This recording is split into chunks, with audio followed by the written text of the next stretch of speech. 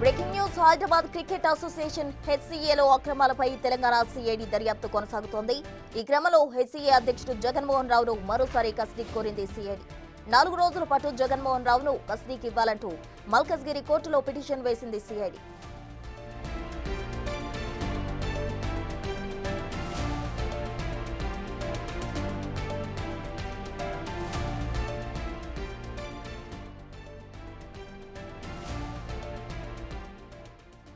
ఇదే అంశానికి సంబంధించి పూర్తి సమాచారం మా ప్రతినిధి సురేష్ ఫోన్ లైన్ లో అందిస్తారు. సురేష్, చెప్పండి, హెచ్సీఏ అక్రమాలకు సంబంధించి జగన్మోహన్ రావును మరోసారి కస్టడీకి ఇవ్వాలంటూ సిఐడి కోరబోతుంది. దానికి సంబంధించిన డీటెయిల్స్ ఏంటి, అసలు ఆ పిటిషన్ లో ఏం వేసింది సిఐడి?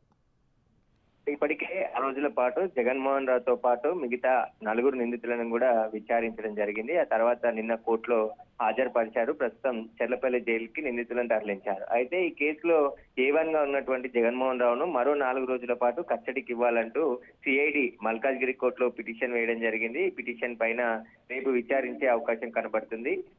ఇంకా ఈ కేసుకు సంబంధించిన ఆధారాలు సేకరించే పనిలో భాగంగా జగన్మోహన్ రావుని ఒక్కరిని మాత్రమే కస్టడీకి కోరడం జరిగింది. 4 రోజుల పాటు ఆయన కస్టడీకి ఇవ్వాలని పిటిషన్ లో పేర్కొన్నారు. ఈ పిటిషన్ పై రేపు విచారణ జరిగే అవకాశం కనబడుతుంది. ఇక నిందితులకు సంబంధించి బెయిల్ పిటిషన్ కూడా నిన్ననే నిందితుల తరపు న్యాయవాదులు మల్కాజ్గిరి కోర్టులో వేయడం జరిగింది. దానిపైన కొద్దిసేపటి క్రితమే ఆర్గ్యుమెంట్స్ జరుగుతూ ఉన్నాయి. ప్రస్తుతం ఇంకా ఈ బెయిల్ పిటిషన్ కి సంబంధించి మల్కాజ్గిరి కోర్టులో నిందితులకు సంబంధించి బెయిల్ కి సంబంధించిన ఆర్గ్యుమెంట్స్ ప్రస్తుతం జరుగుతున్నాయి. దీనికి సంబంధించి సిఐడికి కౌంటర్ వేయాలని చెప్పేసి కూడా ఆదేశాలు ఇచ్చే అవకాశం కనబడుతుంది. ఆ తర్వాత బెయిల్ పై నిర్ణయం తీసుకునే అవకాశం కనబడుతుంది. అయితే ఈ కేసుకు సంబంధించి ఇప్పటికే అనేక ఆధారాలు విజిలెన్స్ రిపోర్ట్ ద్వారా సేకరించడం జరిగింది. సిఐడి ఇన్వెస్టిగేషన్ లో కూడా అక్రమాలను గుర్తించడం జరిగింది. జగన్మోహన్ రావు శ్రీచక్ర క్రికెట్ క్లబ్ లోకి అక్రమంగా ప్రవేశించి హైదరాబాద్ క్రికెట్ అసోసియేషన్ లో ప్రెసిడెంట్ గా ఎన్నికైనట్టు ఇప్పటికే సిఐడి గుర్తించింది. దానికి సంబంధించిన కీలకమైనటువంటి డాక్యుమెంట్లను కూడా స్వాధీనం చేసుకోవడం జరిగింది. నిందితుల ఇళ్లలో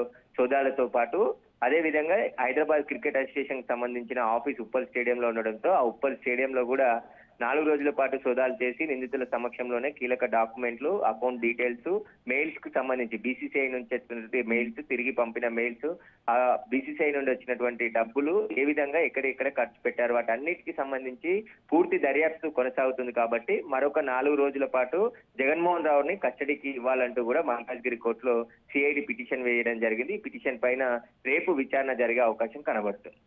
రైట్ సురేష్, థ్యాంక్ యూ. మొత్తంగా సిఐడి వేసిన పిటిషన్ కు సంబంధించి రేపు విచారణ జరగబోతోంది. అయితే ఈ కేసుకు సంబంధించి జగన్మోహన్ రావును కస్టడీకి ఇవ్వాలంటూ సిఐడి వేసిన పిటిషన్ కు సంబంధించి కోర్టు తీర్పు రేపు వెలువరి